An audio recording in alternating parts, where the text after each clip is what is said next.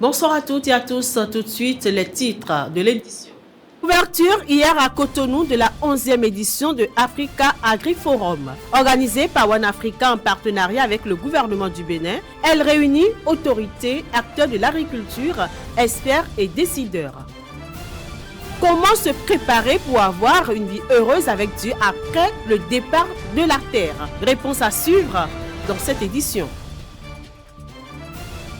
Hors du Bénin, la Cour d'assises de Paris a décidé ce vendredi 21 novembre 2025 qu'elle est compétente pour poursuivre et juger l'ex-chef rebelle congolais Roger Lumbala.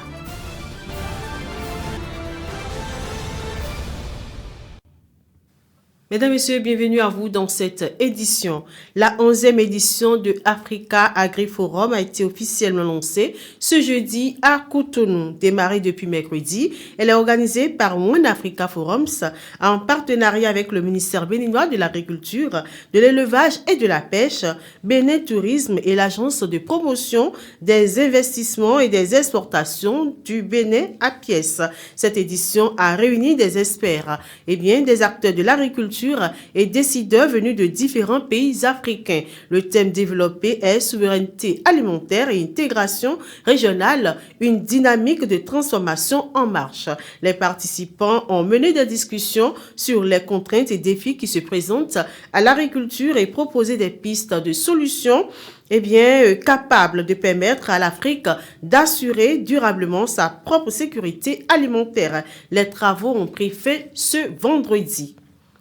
Dans le cadre de la récente adoption de la loi portant révision de la Constitution, cette révision suscite débat et interrogations au sein de l'opinion publique entre incompréhension, adhésion ou réserve. Les citoyens s'interrogent particulièrement sur la création du Sénat et son impact sur la gouvernance nationale. Notre équipe de télévision est descendue dans les rues de Cotonou pour recueillir les réactions et ressentis des Béninois face à cette réforme majeure. Voter loi parce que il est les zido au cuedo bon supposons mais les attend les minons attend à non pays ou gaz non pays ou tout gagner parce que supposons les talents va faire dire et là j'ai il y a plus dire mon là sortons il va là jinja gagner tout donc autant les 4 ans de pour goudoni ni 4 ans ko ton je man il y a tout ton sin ko yo et là avantage taunu azode wa to quand talon de to chez moi un président peut faire même 10 ans au pouvoir, 20 ans au pouvoir. Si c'est bien fait, il est capable de tenir correctement le pays. Parce que aujourd'hui, maintenant, ça ne sert à rien de faire à chaque fois élection présidentielle. Il faut quelqu'un qui sait bien faire, qui sait bien tenir le pays. C'est ce qu'il faut pour le pays. Pour la gestion d'un pays, il faut... Ça ne concerne pas une seule personne. Certes, on a un président, mais ce n'est pas le président seul qui va gérer le pays. Il faut les sages. Il faut les sages qui doivent gouverner le pays. En dehors des députés, des ministres, il faut des gens sages. Les personnes âgées ou bien les personnes qui ont la sagesse, qui peuvent gouverner correctement le pays et en collaboration avec le président de la République, je pense que ça peut aller. Sans bien, c'est voter loi. Il y a voter loi pour moi. Parce que nous avons mis trop comme on est. Parce que des menons, tout village en forêt zéro T. Normalement, il y a des bois. Il y a tout mon vie essaie de tourner au camp hobby et n'est trop bon. Nous pouvons les ouais. Il y a des gens même si nous pour les ministres c'est il y a voté bon zéro nous. Il y a voté bon et Sénat l'autre bon il y a un tiens il y a des quand on est pour les il y a des joko moi do hodo bon hodo et to bon donner peut-être il y a 11 bon non motendo wa no na de ko conscience ko de gbe bon de ko conscience do e onu e din o mi do be wa no parce e ya ko conscience mi kun pe wo mi kun atuwa mi do mi kun do we o mo e do bo e di do mais ko ga igbe na e ka fote lo ko be ro jin de to ganzin gandu je ko tenwe député don e ti mi o mi pon ene ni na chlé do ne do mi de na même si loi de do ya nze din o sénat de ya nze o te din ko e mais na de kan le mais na ze e kan les to ganade président assemblée nade ouais na tiens mele dion mi ko gande ko conscience ne on do ko mi moi mi ni yo ma o me do ndiri bo do xesi ma do mi ni ko de na to mi do. Je t'aime, moi non plus. Tout commence par là. Diverses raisons font changer de décision et d'attitude à nombre de couples et l'homme et la femme décident de se séparer. Observant la société, cette décision a plusieurs revers, non seulement sur les époux, mais aussi sur leur entourage. Suivons dans ce reportage les inconvénients, notamment physiques et spirituels, du divorce. Dans Malachie 2, le verset 16, l'Éternel déclare: car j'aurai la répudiation. Ce passage pousse à connaître les raisons pour lesquelles Dieu n'agrée pas la séparation ou le divorce. Selon moi, le divorce n'est pas une bonne chose. La famille étant la base de la société, quand on parle de divorce, c'est que la famille est détruite. Et quand une famille est détruite, la base de la société ne tiendra plus. Il y a l'éducation des enfants qui est bafouée. Il y a des blessures intérieures. Les enfants grandissent avec des blessures intérieures parce que se sentant quelque part rejetés et par maman et par papa. Parce que des fois, quand il y a divorce, les parents, chacun va de son côté pour chercher à refaire sa vie et abandonnant peut-être les enfants entre les mains d'une grand-mère ou d'une tante qui ne prendra pas soin des enfants comme il se doit. Et les enfants grandissent avec ces blessures intérieures qui les déstabilisent toute leur vie. Asubigbe asibigbe oteyin nu edo lele akuno to me ka bodo do mutu to ton to me pon pede pon a do ko to me do gbe won asubigbe juro tom mi to lo sakwe to me to nu mi yan lewe do ma gbe asu o won agbe asu won atonsin juro ma uton me un tun gba igba yi ti don gbe nton we no jemewu ba mle so ma ti sin aline asin wa da su o gbe sin wa yan nu egbonde bu un tun won bo je ututu e agbe sen ihun mejo wa ma o hanu ya àmọ́ àwa Jésù ń bá dábò gbẹ́ ń tuntun jẹ́ òtútù ẹ̀bọ́n náà pàlàwé mi yóò sódómẹ̀. Si effectivement il y a eu de divorce ou de remariage, je prie qu'on n'en arrive pas là. Par exemple, dans Apocalypse chapitre 21, verset 4, il est écrit que ni les adultères, ni les impudiques n'iront dans le royaume des cieux.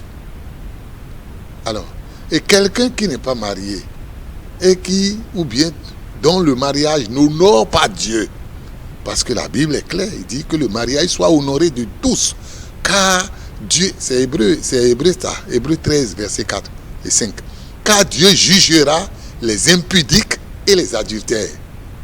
Donc, si vous ne vivez pas dans un mariage voulu de Dieu et que vous êtes en train de vivre dans l'adultère, dans l'impudicité, et que vous mourrez, vous n'irez pas au ciel.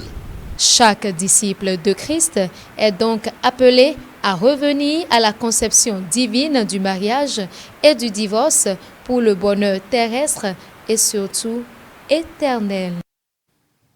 On poursuit l'édition. Tout homme désire après son départ de la terre rentrer dans la félicité céleste auprès du Créateur. Chacun s'y prend comme il peut. Vu que la mort est un passage obligatoire pour tous les humains, la Bible nous dit comment nous préparer pour avoir une vie heureuse avec Dieu après notre départ de la terre. Suivons cet extrait. Chères téléspectatrices et téléspectateurs, le Seigneur, il est à la porte de votre cœur. Il est en train de frapper à la porte de votre cœur.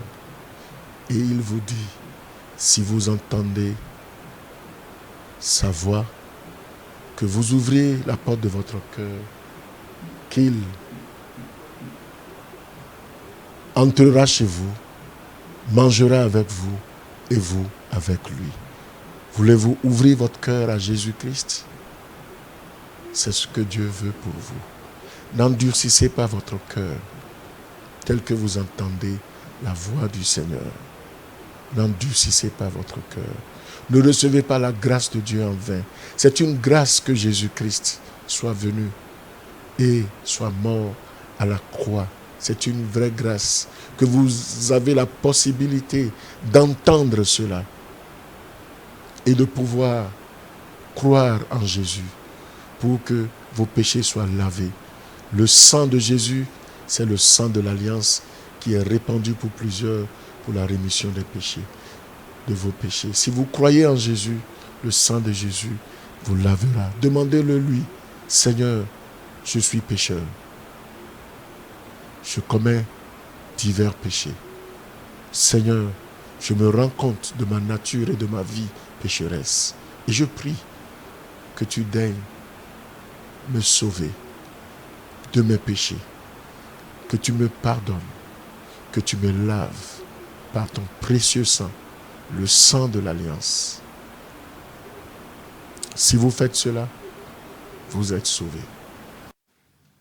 Allons à présent hors du Bénin. La Cour d'assises de Paris a décidé ce vendredi qu'elle était compétente pour poursuivre et juger Roger Lumbala, l'ex-chef rebelle de l'Est de la RDC. Parlant de l'Ukraine, elle reçoit le soutien des Européens face au plan de paix proposé par Donald Trump, lequel plan, selon eux, ressemble à une capitulation. Emmanuel Macron est en visite à l'île Maurice depuis ce jeudi. Le Monde en bref de ce soir porte la signature de Sinatour Ouadjovi.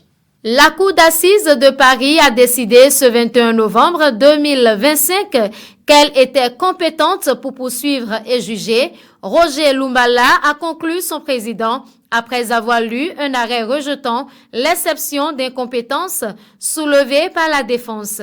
L'ex-rebelle congolais est jugé depuis la semaine précédente pour complicité de crimes contre l'humanité. Il encourt la réclusion criminelle à perpétuité pour des faits remontant à 2002-2003 quand il dirigeait le RCDN dont les troupes s'étaient livrées à des exactions en Ituri et dans le Haut-Ouélé dans le nord-est de la RDC lors d'une opération baptisée Effacer le tableau. Détenu depuis son interpellation en décembre 2020 à Paris, il a décidé dès l'ouverture du procès de ne pas assister au débat et a récusé ses avocats. Lors de l'annonce de Kiev de la réception d'un plan de paix américain, les ministres des Affaires étrangères de l'Union européenne étaient réunis à Bruxelles. Ils ont largement exprimé leur soutien à l'Ukraine face à des propositions qui, pour beaucoup, ressemblent à une capitulation. Mais ce soutien des Européens n'est pas unanime. L'Ukraine et l'Europe devront être impliquées dans une paix qui devra aussi comporter des garanties, martèle la majorité des 27. Pour qu'un plan fonctionne, il faut que les Ukrainiens et les Européens soient impliqués. C'est très clair, a déclaré Kaja Kallas, la chef de la diplomatie de l'Union européenne à Bruxelles. Une collectivité locale du centre-ouest du Japon a approuvé vendredi 21 novembre la relance de la plus grande centrale nucléaire au monde, étape clé dans le processus de remise en service du site après la catastrophe du Fukushima en 2011 qui avait entraîné la fermeture de tous les réacteurs japonais. Hideo Anazumi, le gouverneur du département de Niigata, centre-ouest, où se trouve la centrale, a donné son feu vert à la reprise des activités lors d'une conférence de presse. C'est la fin de cette édition. Mesdames et messieurs, merci pour votre fidélité renouvelée. Très bon week-end à vous.